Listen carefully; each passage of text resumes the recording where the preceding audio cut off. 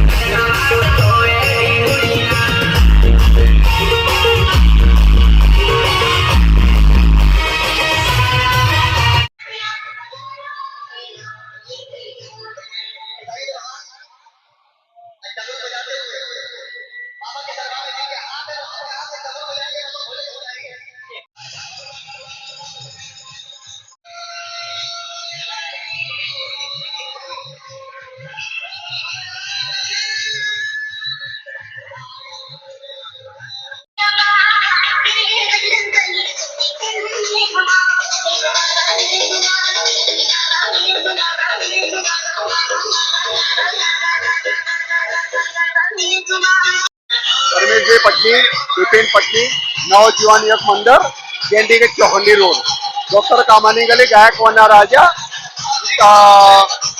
जुबेली बाग की न्याय मंदिर ने मांडवी ने गेंडी के अमे लई जवाना छे। आज 20 वर्ष से अमे शोभायात्रा करीए छे અને જેમ જેમ અમે ગણપતિ મંદિરના લઈ જઈએ છીએ, અમારામાં બાળકો, યુવાનો, લેડીઝ અને શાંતિથી અમે એકદમ શાંતિથી પોલીસના સાથ સહકારથી અને વ્યવસ્થિત રીતે અમે આ અમારા મંદિરના ગણપતિ લઈ જઈએ છીએ। આજ સુધી અમને કોઈ પ્રોબ્લેમ નહીં થયો। બોલો ગણપતિ બાપ્પા મોરયા।